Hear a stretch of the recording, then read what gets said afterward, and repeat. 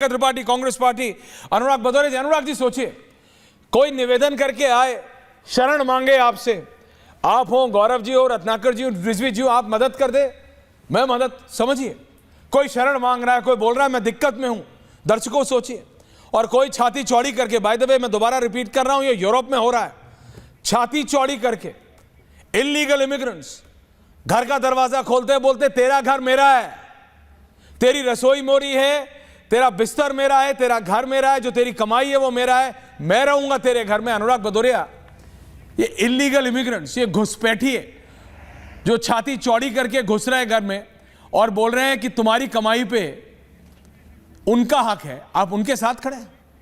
आप मुझे बोलिए, क्या भारत के हर नागरिक को और मैंने नहीं, आप पहले सवाल सुन लीजिए, क्या भारत के हर नागरिक को आप, गौरव भाटिया जी और रत्नाकर जी सब कुछ दे पाए हैं क्या? नहीं ना। ये आप भी मानेंगे और गौरव जी भी मानेंगे, सबको सब कुछ नहीं मिला है।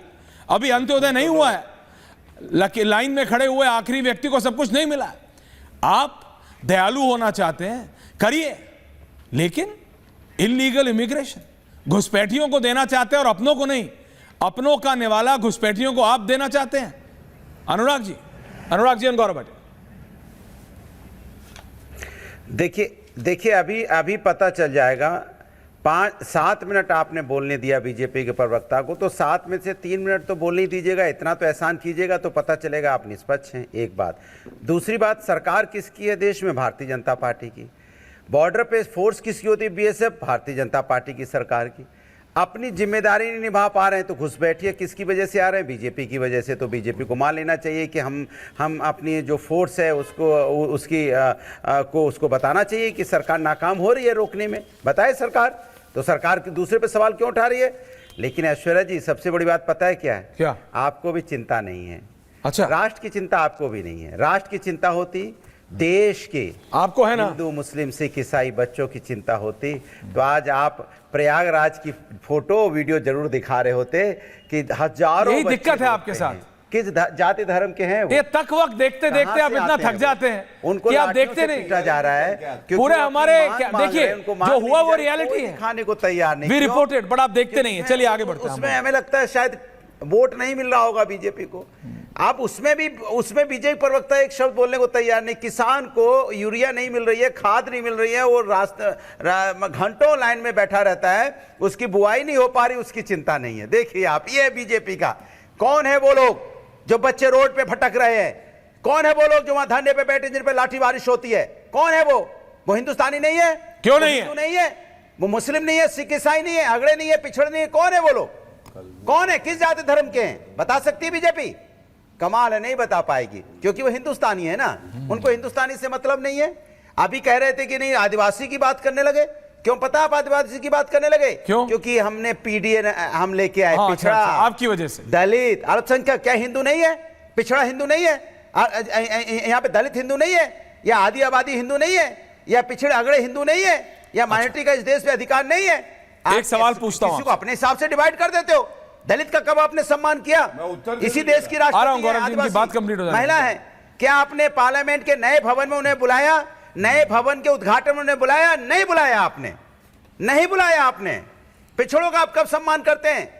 कब आप दलित का सम्मान किया? अमन गौतम के बारे में एक सवाल पूछ रहा हूं, मुंह से शब्द नहीं निकलेगा। अमन गौतम की पुलिस की कस्टडी में, अनुराग भदौरिया आप ही से पूछ रहा हूं, लेकिन जवाब दीजिए। पास में हम राष्ट्र की बात कर रहे हैं। ऐश्वर्या जी, मैं राष्ट्र की बात कर रहा हूं। मैं भी राष्ट्र की बात कर रहा हूं। इस राष्ट्र के 140 करोड़ लोगों को अभी सब कुछ नहीं मिला है। मैं राष्ट्र की बात कर रहा हूं। घुसपैठियों को उनकी रोटी का, आप घुसपैठियों को उनका नेवाला देने को तैयार है। आपने भी बताया अनुराग भदौरिया कि अभी भी देश में कितनी दिक्कतें हैं। आप सरकार को कटघरे में खड़ा कीजिए।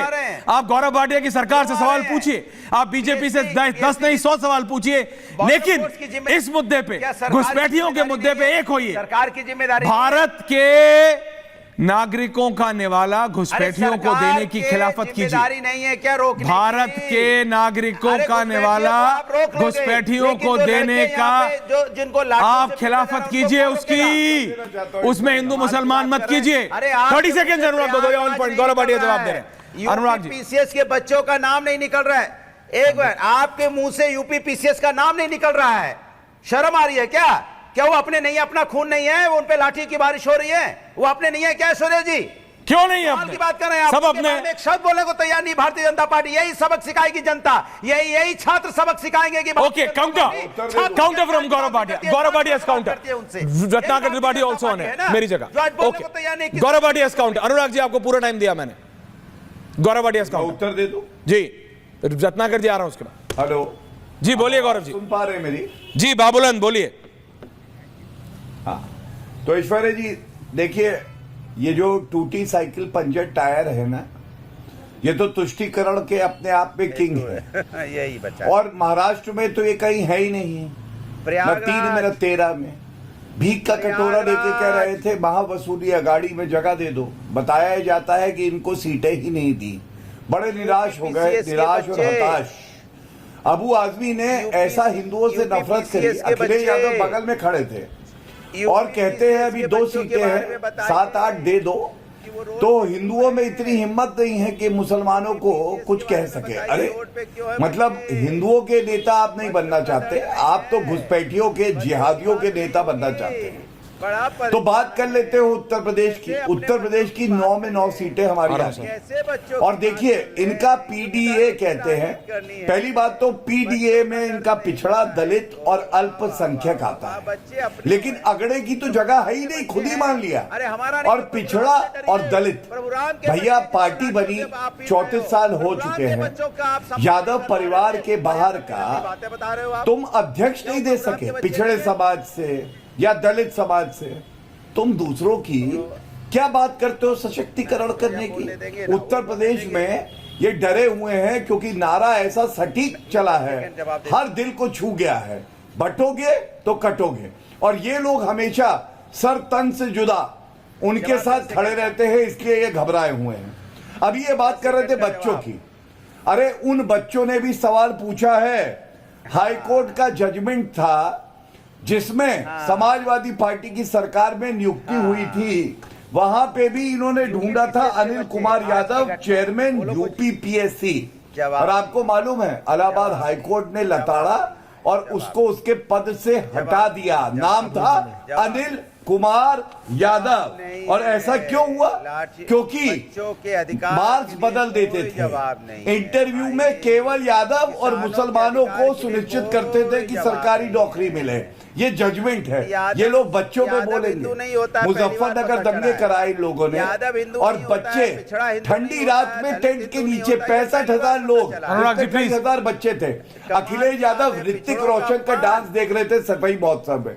सफाई महोत्सव अब कभी नहीं हुआ जब से सरकार गई है। ये लोग क्यों करते थे? क्योंकि सरकारी खजाने को फिजूल खर्ची करनी थी। आज मुख्य मुद्दा क्या है? मुख्य मुद्दा है तुष्टीकरण, इनका संतुष्टीकरण। तो ये मानते नहीं है ना, और देश की जनता संतुष्टीकरण के साथ खड़ी हुई है। ऐश्वर्या जी नहीं, जो आपने मुस्लिम यादव कॉम्बिनेशन बोला गौरव कर रहा था ये सपा का प्रवक्ता, नहीं, ये आपको मालूम है ये खुजली क्यों कर रहा था? आपको मालूम है खुजली? ये खुजली इसलिए कर रहा था, ये घुसपैठियों से मिल के आता है। और हमारे वतन की मिट्टी ये अगर खेती दांत करने पे जाते हैं। लगेगी तो खुजली नहीं होगी, लेकिन अगर घुसपैठिए बाहर की मिट्टी लाएंगे और तो खुजली होगी। ये इसीलिए खुजली कर रहा था गाल में अभी।